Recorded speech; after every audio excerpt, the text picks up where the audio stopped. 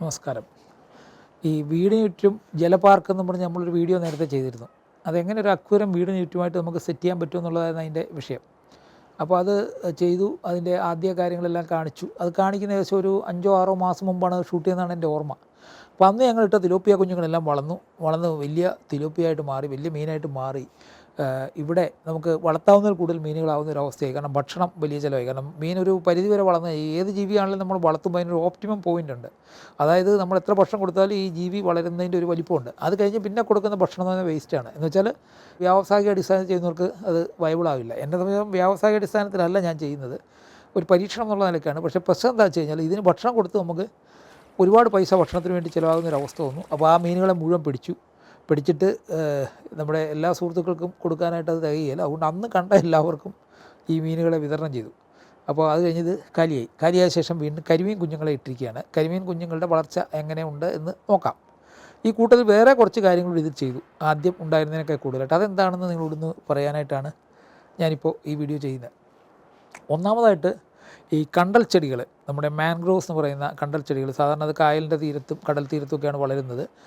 ആ കണ്ടൽ ചെടികൾ ശുദ്ധജലത്തിലും വളരുമോ എന്നറിയാനായിട്ട് ഞാൻ ഇവിടെ വെച്ചിരുന്നു. അത് അത്യാവശ്യം നന്നായിട്ട് വളർന്നു.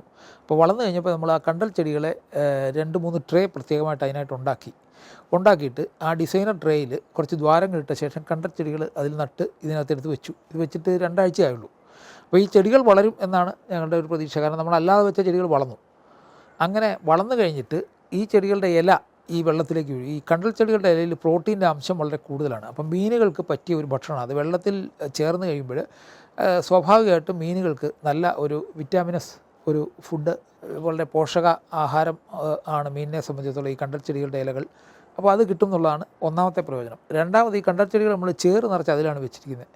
ഇപ്പോൾ ഈ കരിമീൻ പോലെയുള്ള മീനുകൾക്ക് മുട്ടയിടാനായിട്ട് ചേറ് ആവശ്യമാണ്. ചേറിൽ കൂട് വെച്ചിട്ടാണത് കുഞ്ഞുങ്ങളെ മുട്ടയിടുകയാണോ പ്രസവിക്കുകയാണോ എന്ന് എനിക്കറിയില്ല. എന്തായാലും അതിന് കൂട് വെക്കുന്ന ഒരു സ്വഭാവം കരിമീനുണ്ട്.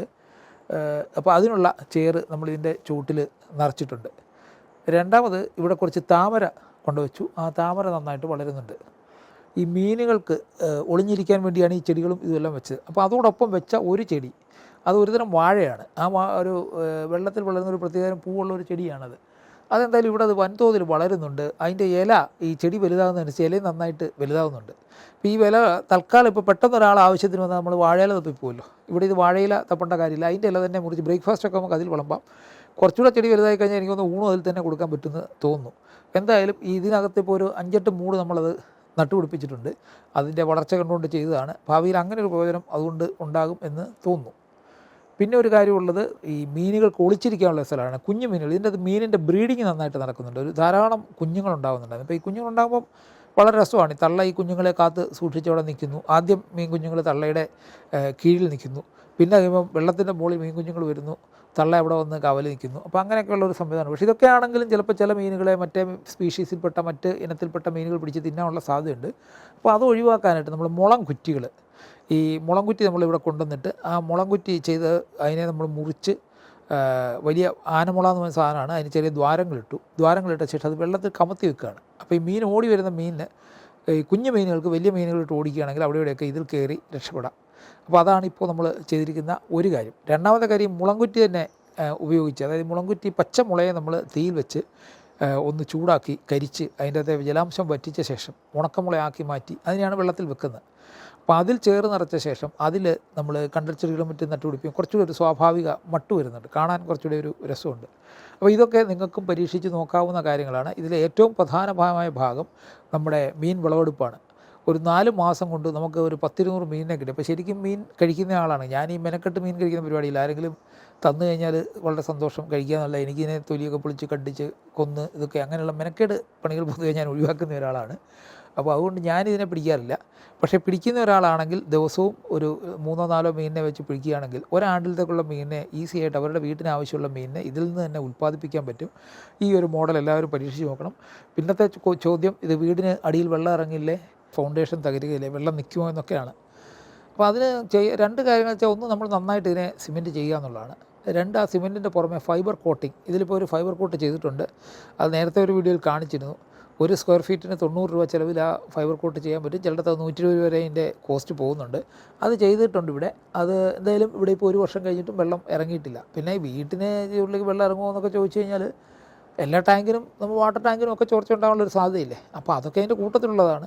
അതുകൊണ്ട് വീട് ഒഴിച്ചു പോകുന്നത് ആകപ്പാടെ നമ്മൾ ഇതിൽ ഒഴിക്കുന്ന വെള്ളമല്ലേ താഴോട്ടിറങ്ങുള്ളൂ. അതുകൊണ്ടല്ല അങ്ങനെ വലിയ അപകടങ്ങളൊന്നും ഉണ്ടാകും നമുക്ക് വിചാരിക്കാനൊക്കില്ല. താമര പോലെയുള്ള സാധനങ്ങൾ ഇതിൽ നന്നായിട്ട് വളർത്താൻ പറ്റും. നമ്മുടെ ഗാർഡനിങ്ങിലെ വേറൊരു ആസ്പെക്റ്റ് ജലസസ്യങ്ങളെ വളർത്തുക എന്നുള്ള ഒരു കാര്യം കൂടി ഇതിൽ നമുക്ക് സാധിക്കും.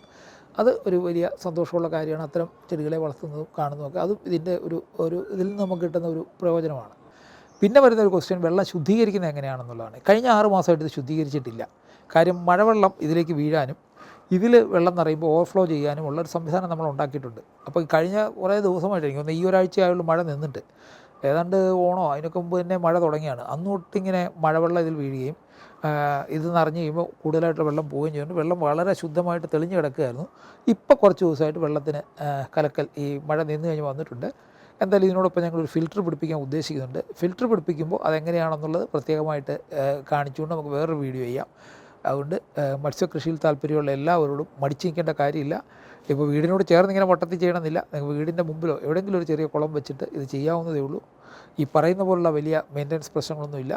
പിന്നെ ഇപ്പോൾ കൊറോണയൊക്കെയാണ്, വീടിന് പുറത്ത് മനുഷ്യൻ ഇറങ്ങാൻ വയ്യാത്ത അവസ്ഥയാണ് പലയിടത്തും.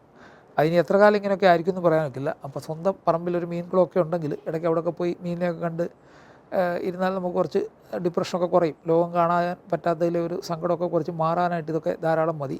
പരീക്ഷിച്ച് നോക്കണം എന്ന് അഭ്യർത്ഥിക്കുന്നു.